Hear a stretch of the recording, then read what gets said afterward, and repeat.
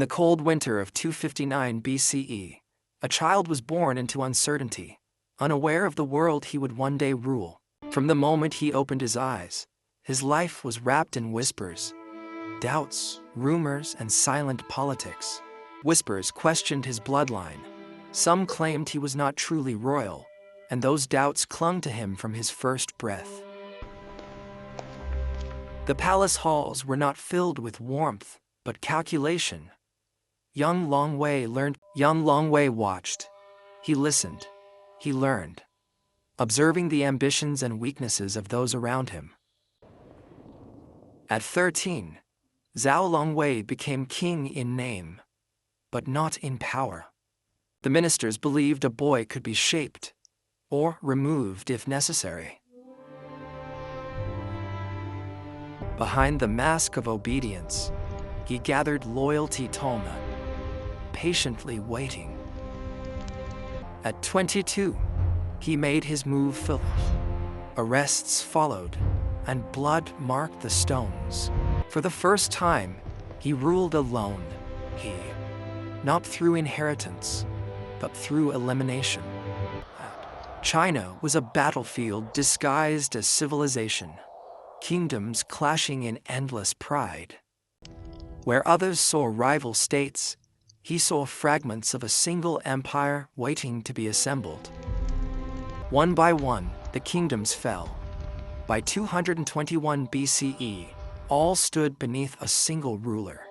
He rejected the title of king and declared himself Shi Huang, the first emperor. The battlefield victories were over, but ruling millions who once hated him was a far greater war. He abolished the feudal order, stripping nobles of ancestral power in a single stroke. Writing, currency, measurements he reshaped chaos into uniform order. Under legalism, discipline shaped the empire, and order defined survival.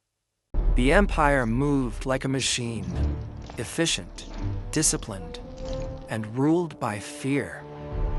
Not soldiers, but scholars began to resist, arguing that virtue, not fear, builds lasting rule. To Zhao Longwei, philosophy was not debate. It was rebellion. Books that challenged the state were gathered and turned to ash.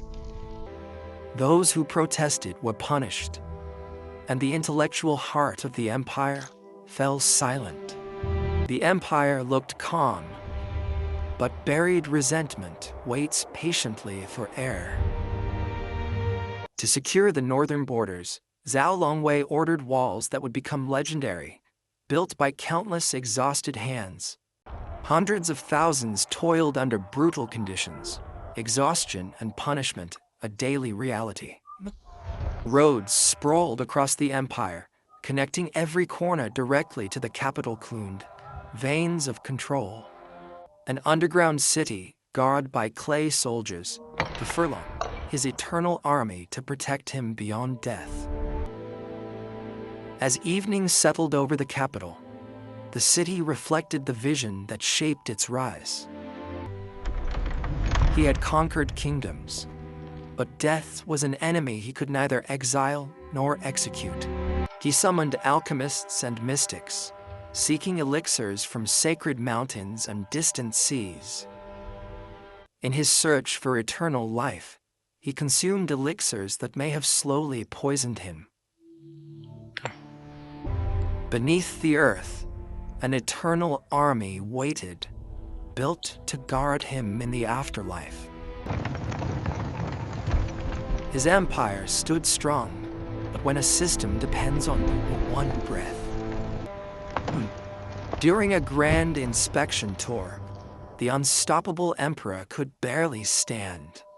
Far from the capital, a quiet moment marked the end of an era for Zhao Longwei.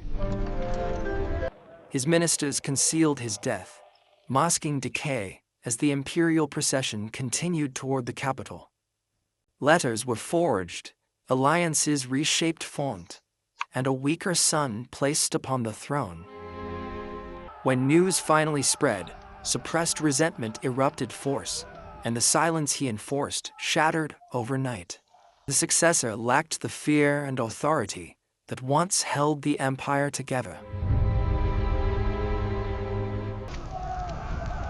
Across the empire, suppressed resentment erupted into open rebellion. Within 3 years, the dynasty built on iron unity collapsed in flames. Though the dynasty fell, his systems endured, reshaping China for centuries. He sought immortality. Yet even the greatest emperor could not escape the oldest law of all. Before he ruled an empire, he learned that respect could vanish with a whisper. Legalism taught him that order required fear, and compassion invited chaos. To him, mercy was not kindness, it was weakness. His cruelty was not chaos, it was structured, disciplined, and intentional. Grain flowed to the capital, while villages struggled to survive. The highways unified the empire, but they were paved with exhaustion. The wall stood strong, but many who built it never returned home.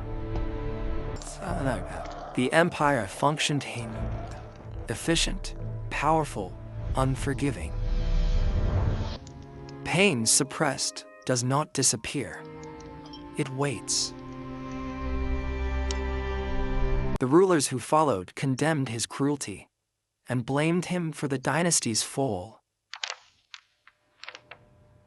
Yet quietly, they preserved his systems, the bureaucracy, the writing, the unified rule. Beneath the earth, his silent army still stands alone, a monument to ambition and obsession. He understood that perception of invincibility could be stronger than any sword.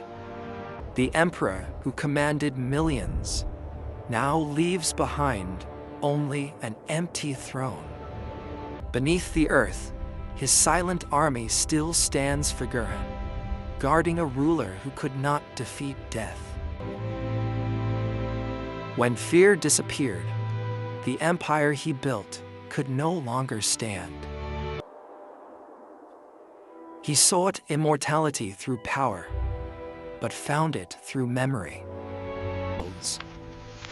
He commanded an empire in life. In death, he commands only debate.